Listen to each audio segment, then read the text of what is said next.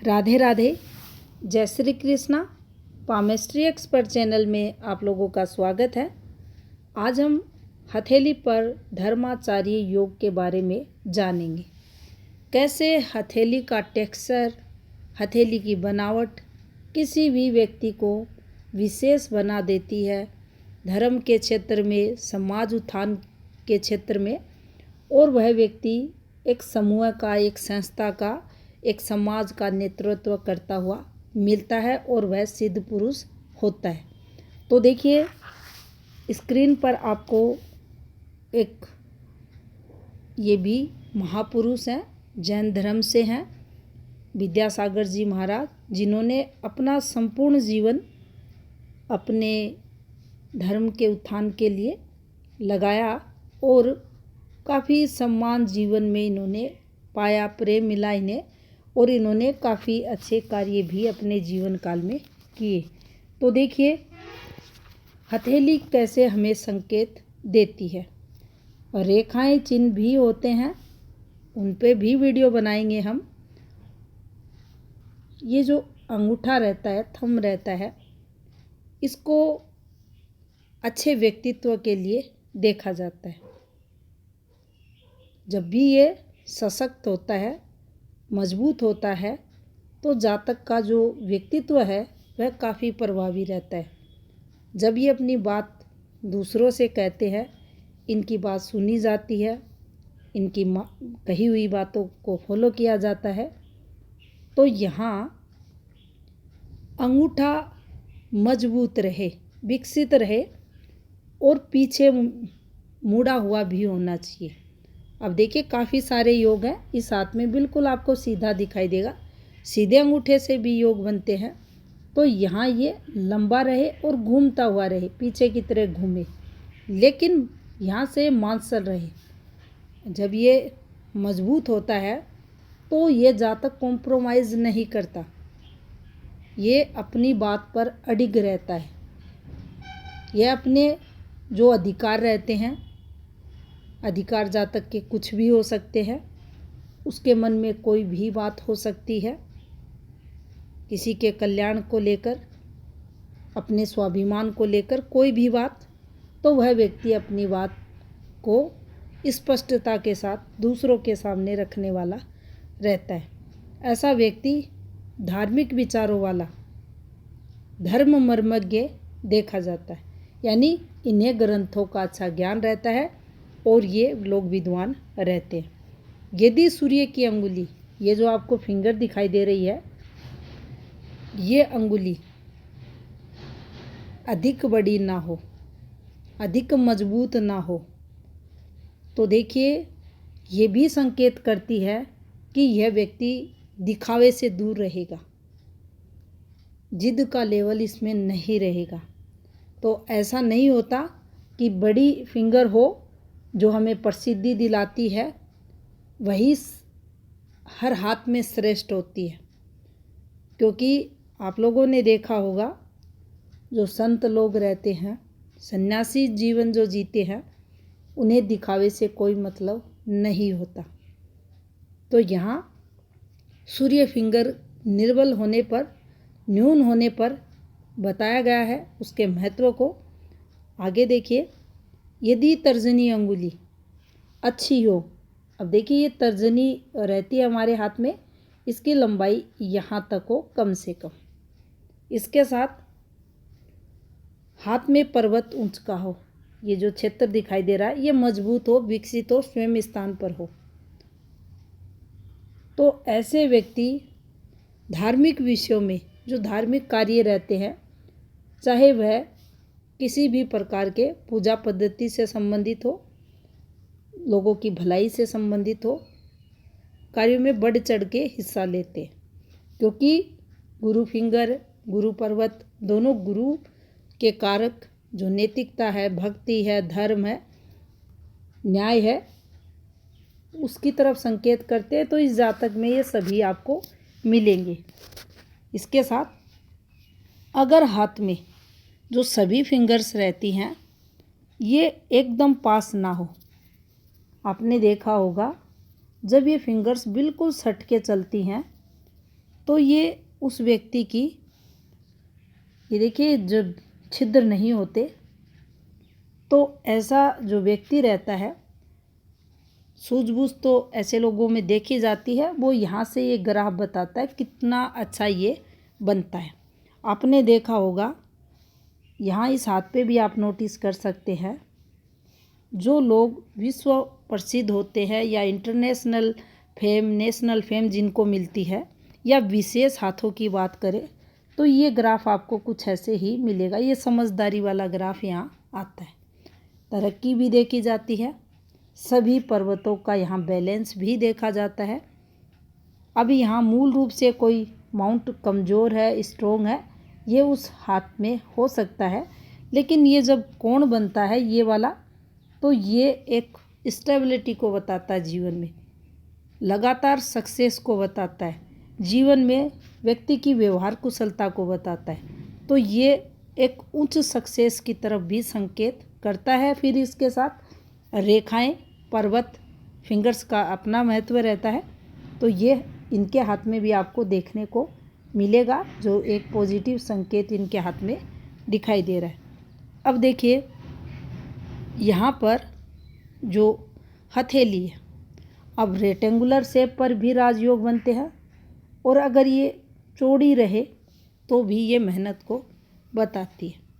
यहाँ सभी अंगुलियों में थोड़ी सी दूरी, जैसा कि इस हाथ में आपको दिखाई दे रही है, पास पास रहेंगी।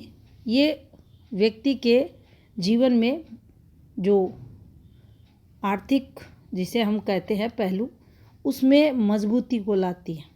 जब ये हल्का हल्का यहाँ से इनमें थोड़ी थोड़ी दूरियाँ होती है, तो हर एक फिंगर के अकॉर्डिंग उसके जो गुण रहते हैं उनमें वृद्धि देखी जाती है। अलग सोचेगा, लिख से हटकर कुछ करेगा, और जो एक मितव्ययता का गुण रहता है उसकी कमी यहाँ देखी जाती है। क्योंकि जब धन संचय की तरफ व्यक्ति का झुकाव भी नहीं है, तो वह उसकी तरफ आकर्षित भी नहीं होगा। ये इन फिंगर्स के कारण होता है। हाथ चौरस हो, ये जो पोर है ये आपको गोल दिखाई दे, और बिल्कुल हाथ चपटा। अब देखिए, फिर हम इसी हाथ पर आपको दिखाएंगे। इस हाथ को ध्यान से अगर आप देखेंगे तो ये हाथ चपटा है। चपटे हाथ की श्रेणी में आप इसे रख सकते हैं। उस स्थिति में ऐसा व्यक्ति स्वतंत्र रूप से धर्म का उपदेश देने वाला रहता है, यानी निडर रहता है, किसी प्रकार का भय नहीं रहता, और जो उचित लगता है, जो सही रहता है समाज के लिए, वह ये व्यक्ति करता है। तो या इनके हाथ में ये क्वालिटी भी आपको मिलेगी। हाथ की सभी अंगुलियां एक दूसरे के पास हो। अब देखिए, ये भी एक योग है। अब यहाँ थोड़ा गैप था पहले वाले योग में, अब दूसरे वाले योग में ये पास पास हो। ये जो अंगुली है छोटी वाली, जिसे हम बुध फिंगर कहते हैं, ये यहाँ नुकीली हो इस प्रकार से। इसका जो प्रथम पर्व है ये आपको नुकीला दिखाई दे, और इसका जो ये पर्व है, ये जो पर्व होता है, इसी फिंगर का पहला पर्व लंबा हो। ये अंगुली हाथ में जो सूर्य फिंगर है, जिसे अनामिका भी कहते हैं, ये मजबूत हो, पुष्ट हो, दिखने में अच्छी हो, श्रेष्ठ हो। हाथ में चंद्र शुक्र दोनों मजबूत हो, उन्नत हो, जिसे विकसित कहा जाता है। लेकिन अंगूठा कमज़ोर हो। अब देखिए, इस हाथ में अंगूठा आपको कमज़ोर दिखेगा। अब इसी हाथ में ये योग मिल गया आपको, पहले बताया था लंबे अंगूठे का। अब इसमें इस हाथ के अकॉर्डिंग अगर इनका हाथ देखा जाए तो देखिए, इस हाथ के अकॉर्डिंग इनका अंगूठा कमज़ोर है, लेकिन अभी जो योग बता रहे हैं उसके अकॉर्डिंग ये अंगूठा परफेक्ट है। ये इस योग के अकॉर्डिंग परफेक्ट है। अगर हाथ में शुक्र और चंद्र मजबूत हो, अंगूठा छोटा हो, हृदय रेखा शनि पर इस प्रकार से गई हो। गुरु के पर्वत तक, यहाँ पे आप एक चीज़ देखेंगे, जो अक्सर हृदय रेखा रहती है, हृदय जो हमारी भावनाओं को बताती है।